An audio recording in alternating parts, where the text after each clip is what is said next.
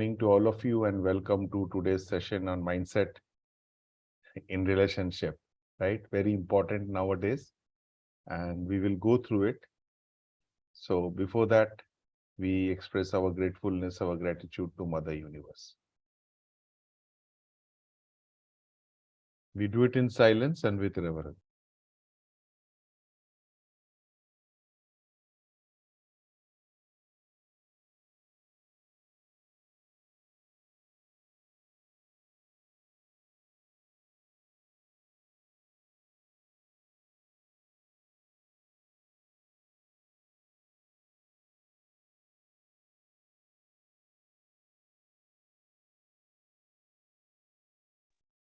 Thank you.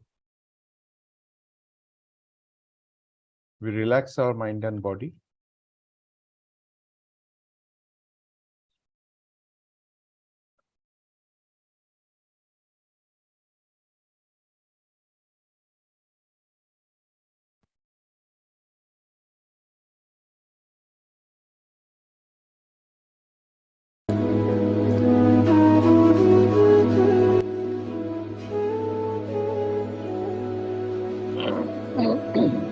Just listen to the music.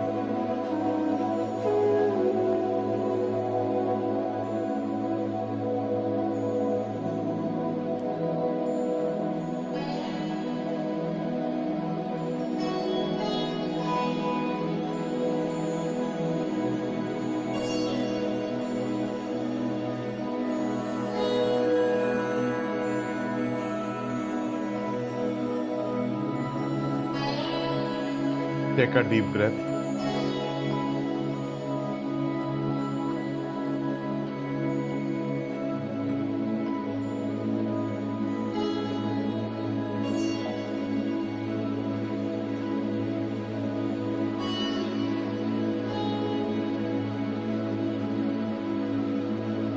Be aware of your whole body.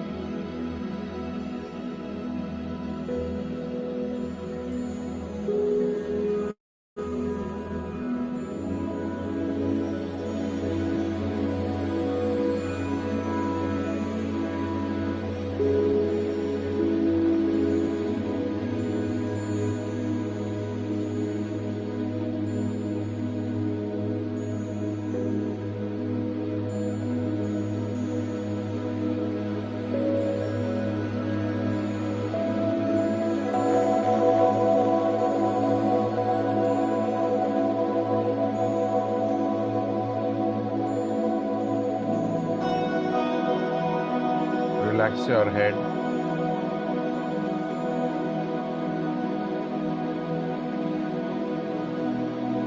Your forehead.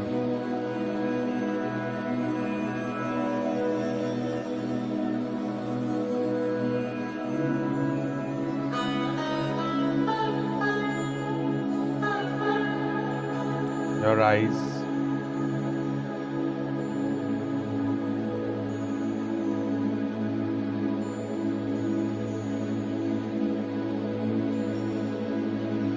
Muscles around your eyes, your nostrils, your cheeks, your lips, muscles around your jaws.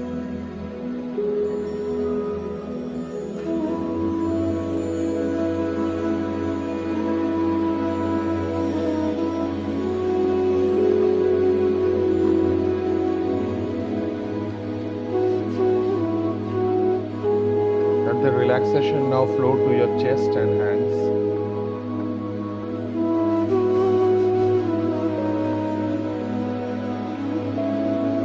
Now to your stomach.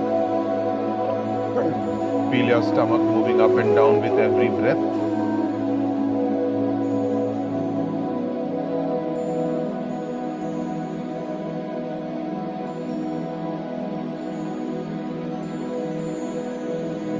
Relax your abdomen.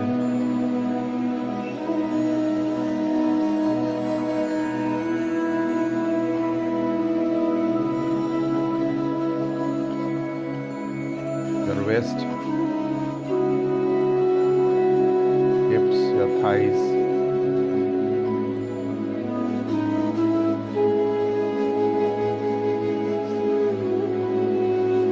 Be aware of your breath. It's slowing down.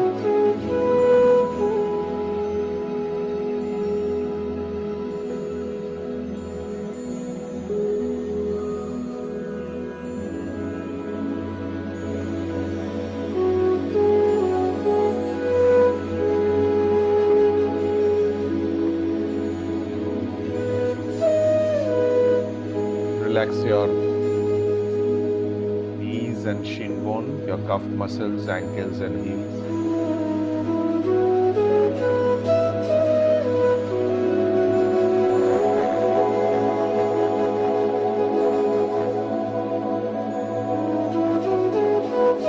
Relax the top of your feet, the sole of your feet.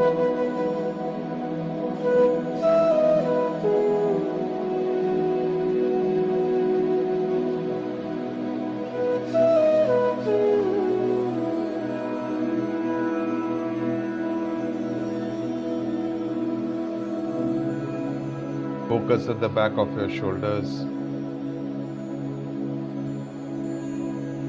Relax the back of your shoulders and let the relaxation flow to the top of your hips, relaxing the muscles around your spine. Feel the calmness inside you.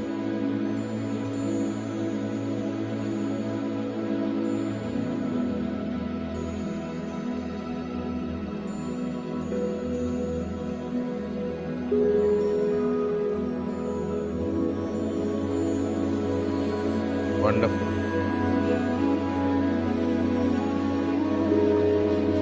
Listen to the music for a moment.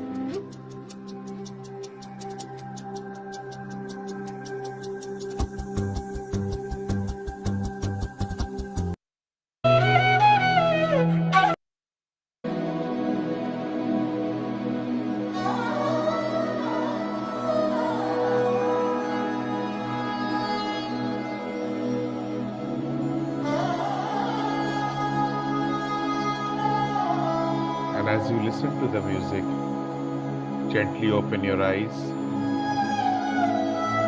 Look at the surroundings, and as I stop the music,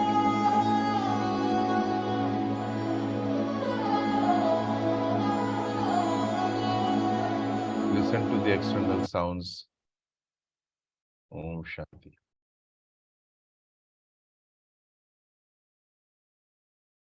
Okay, thank you. So today we were planning to discuss about relationship. Before we start, I would want you to see a video, a very important video, which is from Daniel Goleman.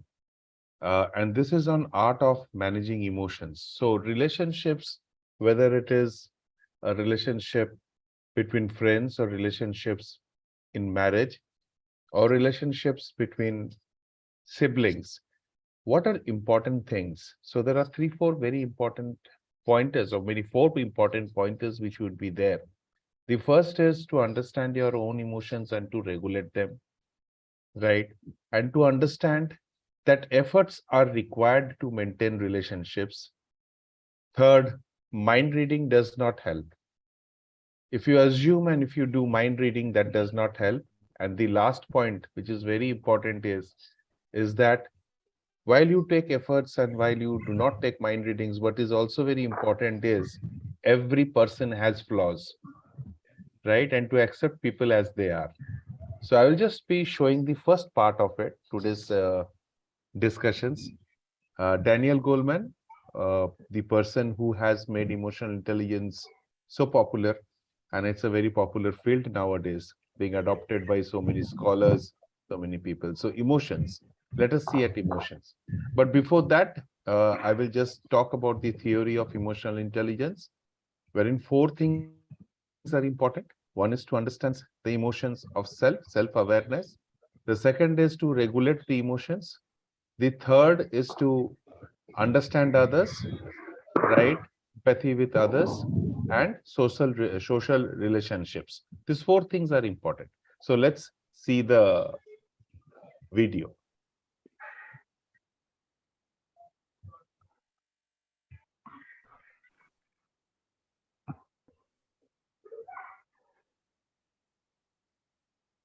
if you ask people honestly about how they feel about their job, a very large proportion are disengaged.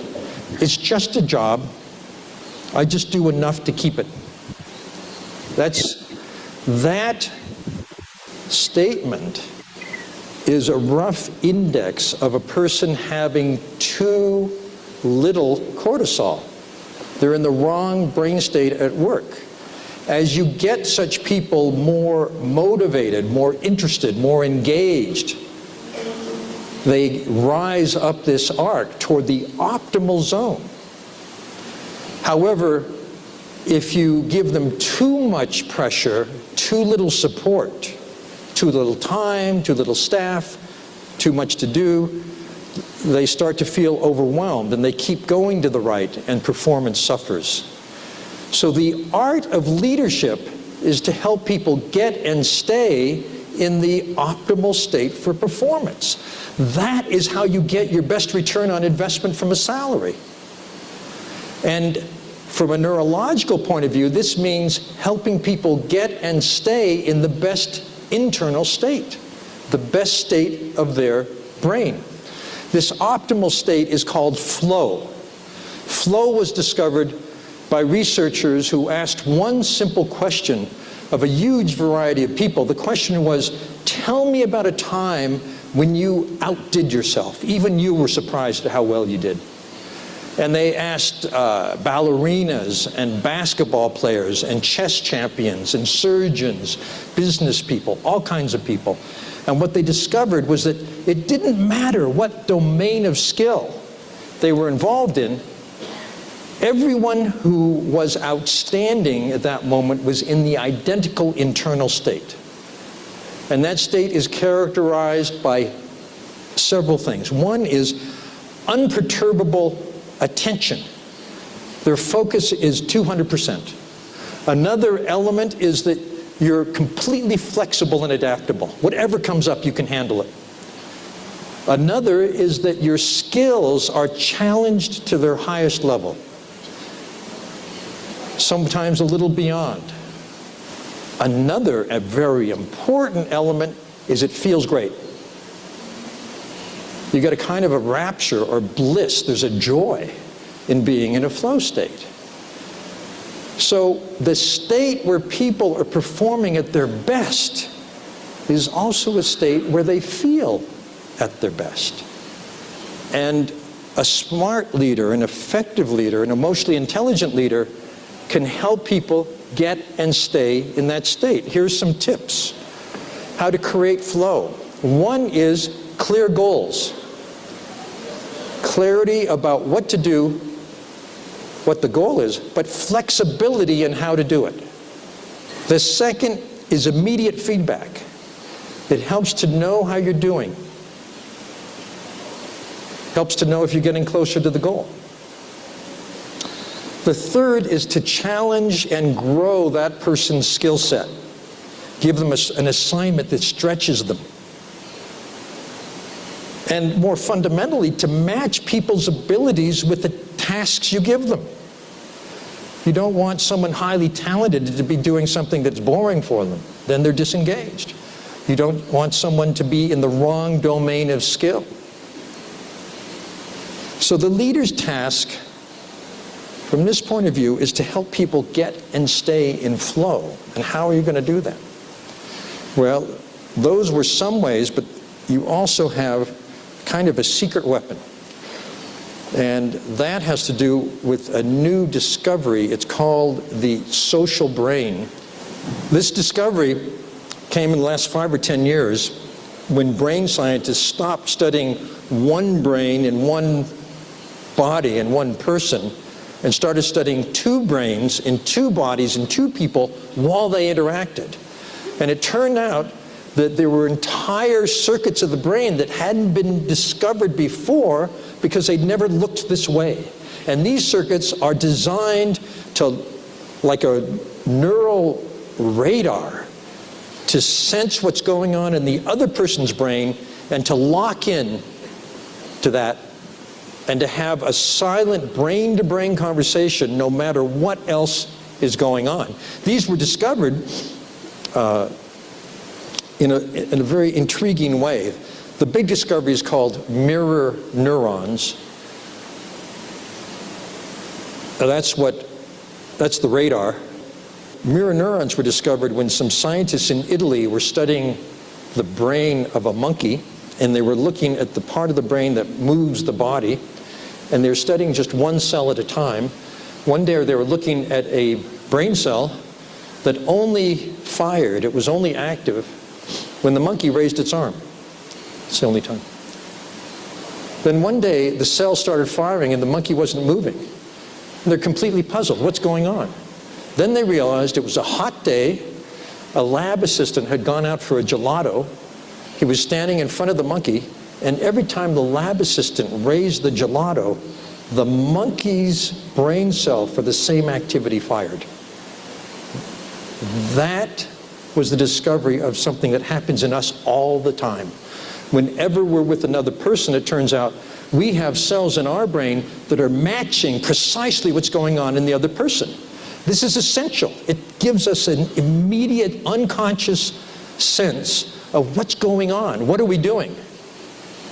It keeps the interaction running smoothly. So the mirror neuron creates a brain-to-brain bridge that senses movement, emotion, intention. It's why emotions are contagious. It had been known for several years in psychology, decades actually, that if you take two strangers, have them come into a lab, fill out a little checklist, how are you feeling right now, and then sit looking at each other in silence for 2 minutes, and then fill out that same checklist. The person in that pair who's most expressive transfers their emotional state to the other person in 2 silent minutes. We never knew how. We never knew why, but now we understand. Emotions are contagious. We're constantly sending and receiving them, but there's a special condition, a special caveat for leaders, because it's human nature that people pay most attention to and put most importance on what the most powerful person in that group says and does. The leader is the sender, for better or for worse. So when I say you have a secret weapon to help people get into that better state for performance, I'm talking about using the social brain skillfully. What does that look like?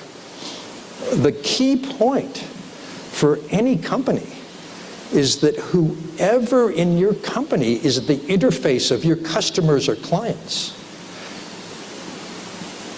makes them feel better or worse. And how they feel at that moment is not how they feel about that guy or that woman. It's how they feel about your company. So managing the emotional state of people is extremely important from the highest level to the outer fringe where your company contacts your customers. Okay, so one of the important things which came out from this is mirror neurons, right? And also that constant interaction, the most expressive person is actually making the other person feel like him. And this happens not only in organizations, but also in relationships. So Gottman, who has done a lot of research, his research is actually on relationships and marriage. He said that the 4 reasons why relationships break is because of, criticism, contempt, defensiveness, and stonewalling. Now, what does it mean? What does it mean when we start criticizing? So we will come to that. But before that, as we understood that empathy, mirror neurons, expressions are so important in organizations and so in relationships, one of the most important thing that needs to be there in relationships, the number one thing is the effort to maintain the relationship. Over a period of time, it is seen that although these 2 people who are in relation, there is a lot of love, there is a lot of emotion, there's a lot of understanding in the beginning, However, with passage of time, as we dress, undress, reveal, unreveal ourselves internally and externally, we get used to the relationships, and that slowly we take each other for granted. There is something which is very interesting, which I want to read out to you, and it says that in many relationships, it happens like this: I have the right to, and my wife has the duty to. Or I have the right to, my husband has the duty to. And there are also very thin distinctions of what we can do or what the other partner they should do. Now, when these boundaries exist, and then when there is no overlapping, there exists to be a friction, right? So there needs to be a constant effort in understanding and bettering the relationship. Now, what I mean to say is bettering is that every day is a new day. So if I have behaved well with my partner the other day, it does not mean that I will not do it today. It's a constant effort that should go on. And it is but very obvious that there are flaws in each and every one of us, each and every one of us. So what happens is, there is a concept called figure and ground in Gestalt. Figure and ground. There is something which is in the forefront, there's something which is in the background. When the relations are new, right, when they are developing, what comes to the figure is something, the best parts of the other person, the best parts of the other person. And when things are taken for granted, when the other characteristic flaws according to the other person is obvious, they get the flaws in front and take the better parts which they used to see at the ground or the background. And when these things happen, there is a break or there is a stress in the relationship.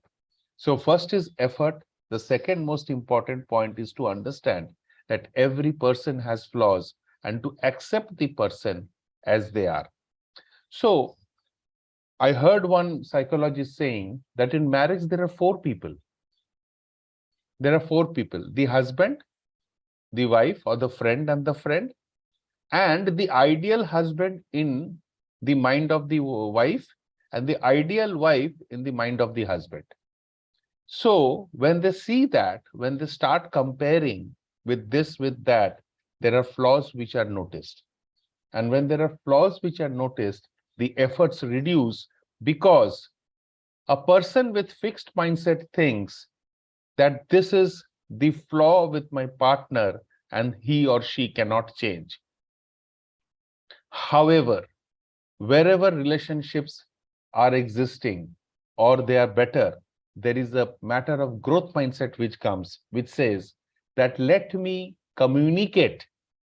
The third most important thing is, let me communicate with my partner of what I need. Because communication is something which lets each other know, and there is no assumption. There was a husband who once told the wife, I need more space. And the wife was flabbergasted. She said, you never told me this, that you need more space. I thought that we are the happiest couple. The husband immediately said, no, I meant just shift a bit. I need more space to sit.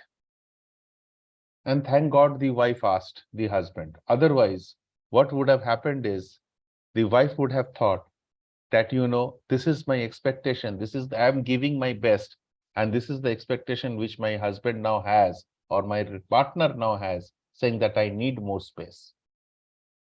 So assumptions are another thing, which is actually, if you see, communication. If there is no communication, there is mind reading. Mind reading is another very important thing, which is a factor which contributes to a relationship or to a marriage. Mind reading. We mind read our partners or our friends or our relations, what is going on in their mind. He must be angry. He is not speaking. There can be so many reasons. There can be a toothache. There can be a toothache and the person might not be speaking, and the other person might, assume that, okay, this guy is not speaking to me and he's not angry, I'm speaking, but they are not speaking. There is communication. So effort, understanding that every person has a flaw and it is okay because it is an inherent capacity. And what do you see in the figure and ground is very important. What do you bring in the front is very important. There is a story in this book, Mindset, wherein the lady, she was actually very annoyed with her husband, and just to get attention,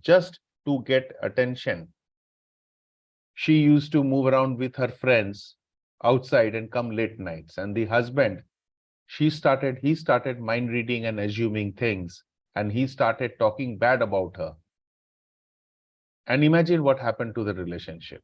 Just because the lady wanted more attention from the husband or the partner, she took an action to attract, to get the attention, and that boomeranged. So mind reading is a no-no. Yes, mind reading does happen, but what is important is communication. The third thing which is there is understand that with a growth mindset, everyone accepts that, I have to improve. Taking responsibility. Taking responsibility in relations is another key factor which can help a relationship thrive. When I take responsibility. So again, there is a incident of where the husband and wife decided to call their friends for a dinner. Initially, the husband did all the arrangements that is required because he thought it was his duty. And it was only the husband and wife who were there. So the cooking was done by the wife, and when the and she was happy to do it. But when the party started, the husband was there in the party and not there. And the wife got furious. Now, when it was asked why he's in the party, he said, cooking, okay, I have helped, but serving is a feminine job. I'm not supposed to do it. I'm a man. And just imagine in this too, what would have happened to the lady who took the responsibility. And when she got furious, it was defended by the husband and the relationship got worse. So again, making very typical statements, this is my work, creating boundaries in relations as far as responsibilities are concerned is another thing that can affect. So first of all, this effort is very important. Communication is very important. No mind reading.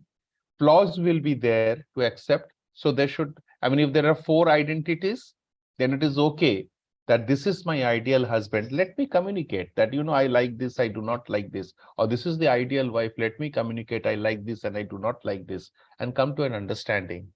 And the fourth one is not to have boundaries, not to create boundaries. This is what I'm supposed to do. This is what I'm not supposed to do. Because today, I was speaking to some people and I said, when you think of the world, who all are there in your world? Initially, the circle was very big, my friends, this, that. And then another question was, who is the most important? If they are not there tomorrow, you would not construe this as a, very positive world. And there were only 3 or 4 names which came out. However, during the daily chores, we do not realize this, that our world is very small.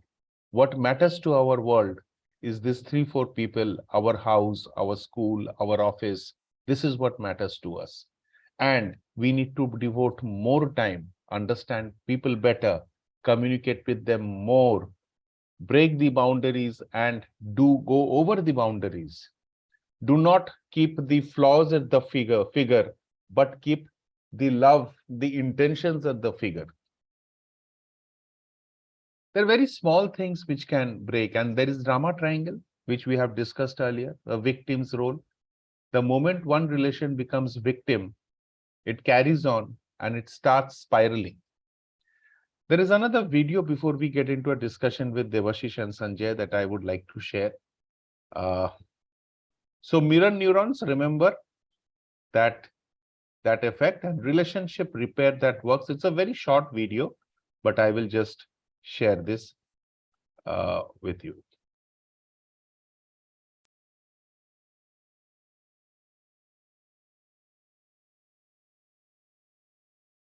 Yeah. Different about the masters and the disasters is that the masters are repairing things effectively. So that we think that what's going on is that, yeah, you know, in a good marriage, people have arguments that are kind of crummy arguments. You know, and they don't follow communication rules, and they say mean-spirited things, and they get defensive, and they get critical, and they get desperate and upset, and they stonewall, and they do all this stuff. But at some point, they have a conversation where they recover from it. They can talk about it, and they can repair it.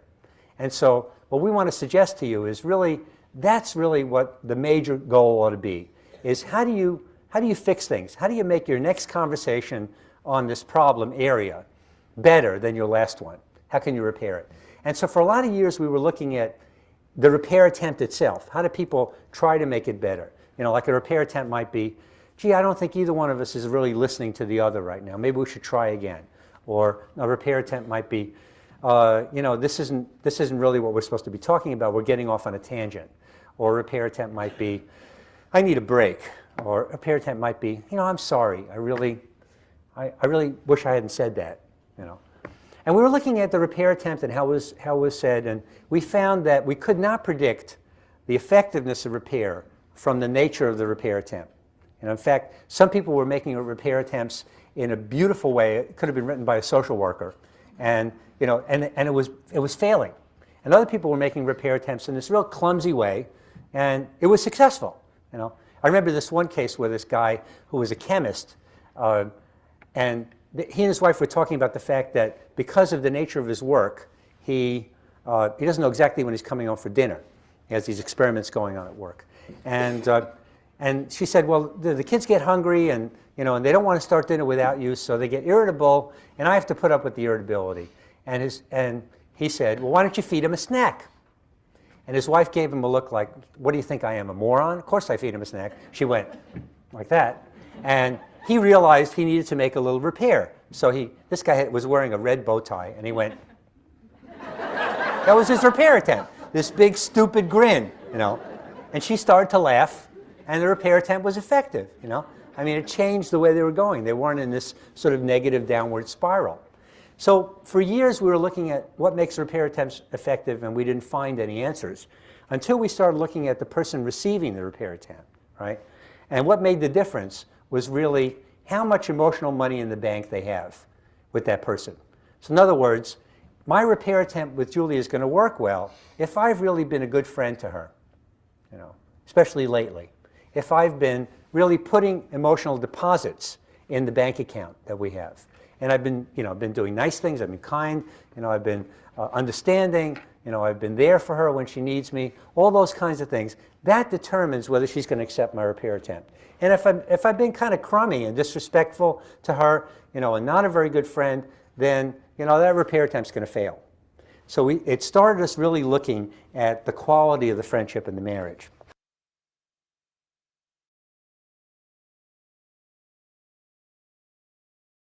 If you listen to this, what stands out is the emotional money that they have deposited. And the second thing is an effort to repair, right? And repair is nothing but repair is communication.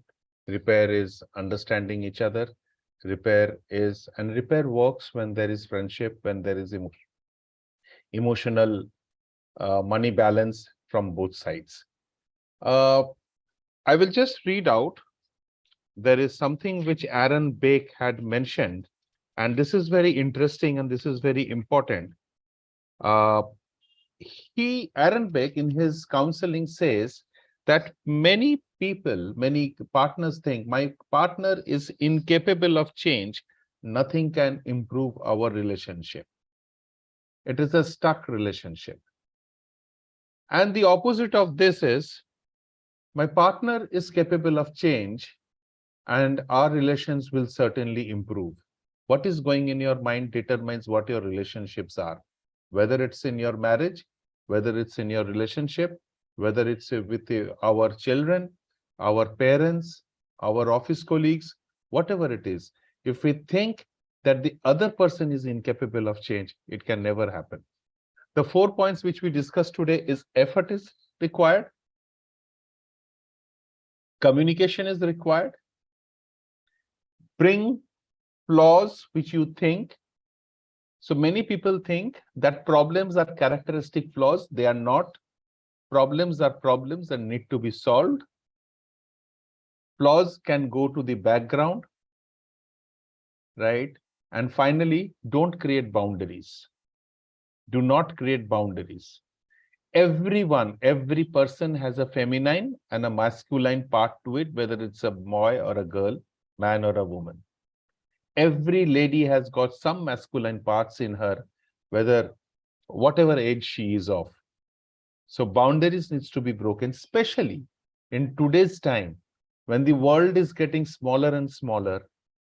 And earlier there were joint families, now there are nuclear families.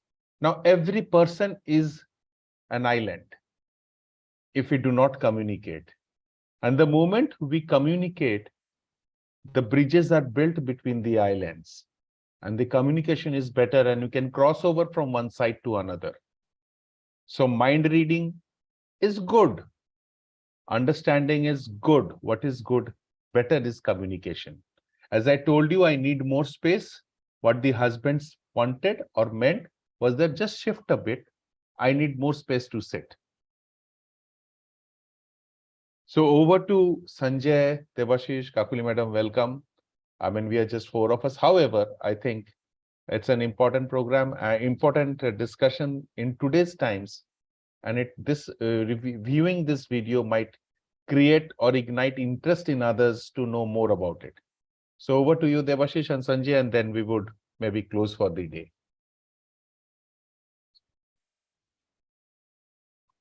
If there is any thought, you can share. Yeah, Sanjay ji, can you hear me? Yes, yes, yes. So when I came into this program, so the end program was, I mean, more husband wife centric, right, as a relationship. But relationship is a bigger word. I mean, it involves entire entire ecosystem in which we live, right? And the happiness is derived out of all the relationships that we accumulate. Now, that is one thing which I thought.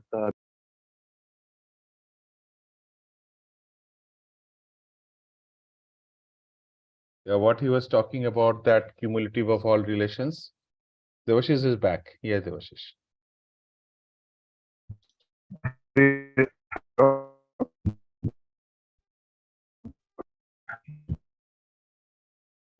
Sorry, Devashish, you are inaudible.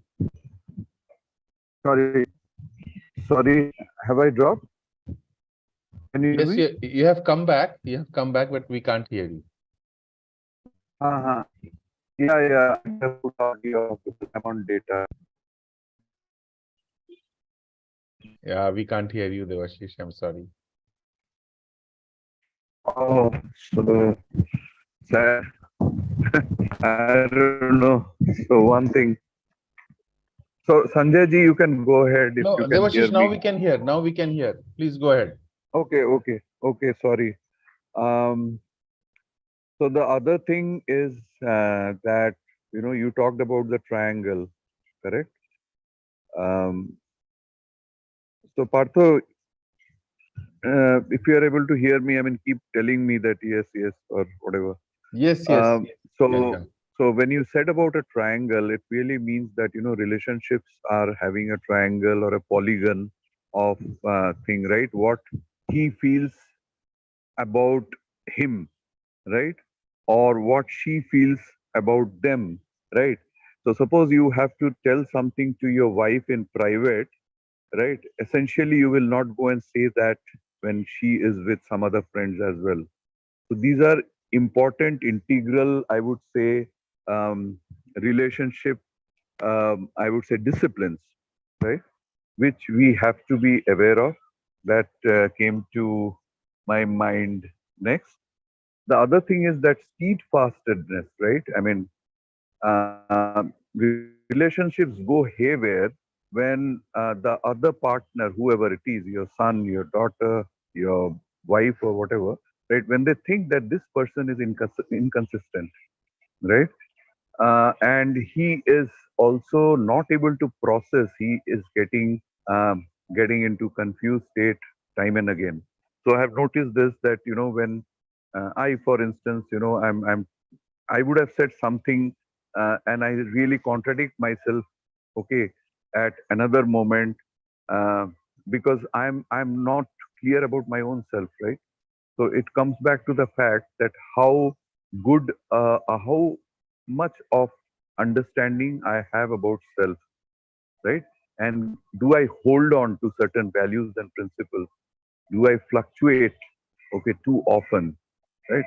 That affects relationship as well. Yeah. So Surely, surely. Thank you. yeah, I think consistency with one's own values and beliefs is also very important, which you added, Devashish. And yeah, yeah, thank you so much. Sanjay yeah. ji, any thoughts that you have, if you can Yeah, yeah. share us? Yes, yes. So I think very insightful session. Thank you for that. And Yes. see, what I picked up is that basically keep talking about that emotional bond. And if there is a emotional bond, or what you said, that emotional bank balance is what helps in the relationship, even in the office, because then it is like that fan. Whatever may be the movie, they will like that hero. Not, no, they will keep fluctuating.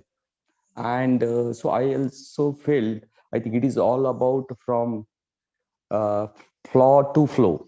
So the flow should be in the foreground, flaw should be in the background, so that we can keep improving the relationship. It is all about making, repairing, or making it better. And I also felt, I think this relationship with it's a continuous phenomena.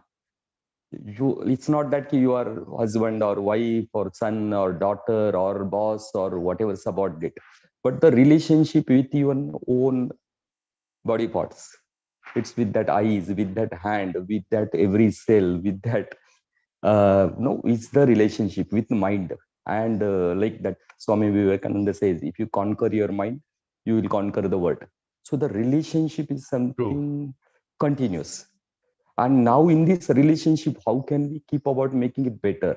So I was getting this insight that where we are basically centered, if that center is that, yes, it is to make better, center is to offer that love and gratitude, center is to make it better, and not to create flaw, and that intention. And if that flow is happening from there, and if we are goodness center, if we're centered with that all encompassing love, then I think surely the things will go better, only because this relationship is start with the self only, and your relationship with your own self. And from there, if this one works on how to make it better, how it can be more joyful, enjoyable, and from there, I think what you see, what is that, no, what you see inside is what is that outside. The word is created inside, and that is seen out. So we, it get reflected outside. So I was finding, I think it's very, very insightful. And I was also thinking, in a company, we always talk a growth mindset. We always say we have to grow, because company cannot think the opposite way. Otherwise, it will change the spiral in opposite direction. Everyone is talking about how to go about declining. No company talks about that. That growth mindset is what keep fueling the, and everything. The whole organization, like someone in the center, then like keep like acting like a prime mover, and keeps like things moving the things. So I think I will say, I think it was very you that initial that video, and then how to see that everyone is into that flow, and that optimism is that optimism, and so that he's also not too much stressed. He's not giving just task and no support, but it is saying that you set the goal. After that, Yeah, set the goal, give flexibility, clarity, and then after that, give flexibility in how to achieve. Don't put your own boundaries, and then true. keep seeing how it is happening, and then also inspire or challenge that person. I think that's what so many insightful things. I I found it very interesting. Thank you.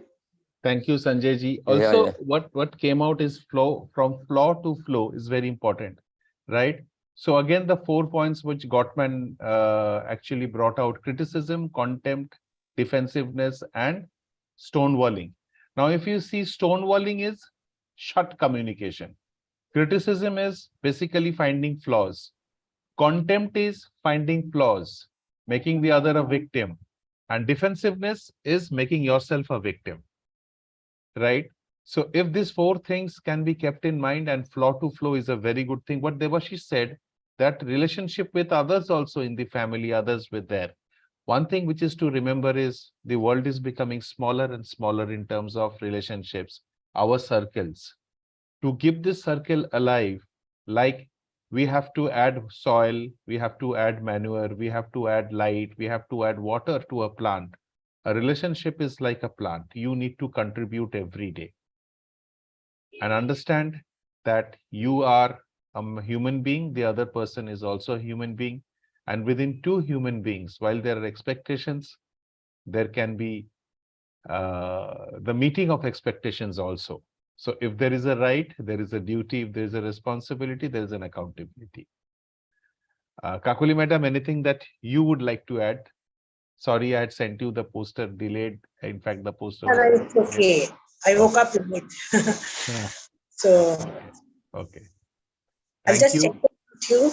Yeah, sure. Please come back. So, Yeah. And I would be on a vacation from 15 to 19. So next Sunday, there would not be any session.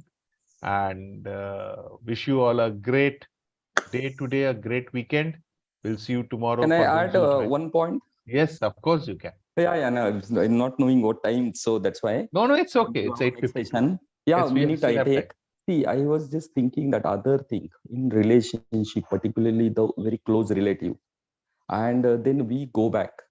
That there is this law of karma, and there may be something is what is making that relationship and which need to be corrected. The time is for that. So it cannot be that what ball you throw is what you get back. And so what you give is what you get. Yes. And so it is better to be, I think, aware about that and take it in a right spirit, accept, and then always throw the right ball. And which more be like always whatever you can, like that example of that you throw stone to the mango tree and it gives a mango. It is not throwing stone. No, that is the way. So that was coming. I think it is to see in that context and keep working to make it better. Absolutely. Knowing that it's a drama. Yeah. Absolutely. Yes. Very well said. Sanjay ji, I think very well said. Thank you, Debashish. Thank you, Kakuli Madam. Thank you, Sanjay ji. Yes, Debashish, over to you. No. So Sanjay ji told a very right thing. It struck me also. But one thing I wanted to just chime in from conclusively point of view, I was just thinking that, once upon a time, Sanjay ji, you might have read about, the 7 habits, right? Yeah. Covey. Then we talked about emotional intelligence, right? Now we are talking about the flow. Right? Yes. Concepts are more or less, hinging around similar points, right? But the question is, they somehow fade away, right?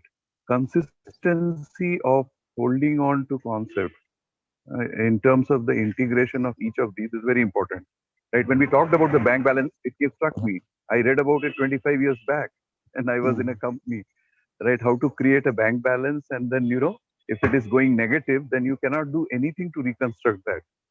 Yes. Right? So we have to revisit these concepts, right? Is what I'm trying to hint at. Yeah. Yes. Thank you. Thank you. Debashish, this brings back the first point of effort. Every moment there has to be effort. So, and you are right that there has to be a merging of these concepts, working on these concepts. Yeah. Consciously, right? Yeah, because if you talk of the Vedas and the Upanishads, they are like patthar ka lakir, right? And that they have borne the time. I mean, over hundreds, thousands of years, right? And so, in this context, also in the context of psychology and mindset and mind reading, there should be, some fixation. Is what I thought. Yeah. Yes, Debashish. Yes. So, thank you very much, everyone. All the best. Thank you. Have a nice weekend. Om Thank Shanti. you. Thank you. Let Om Shanti.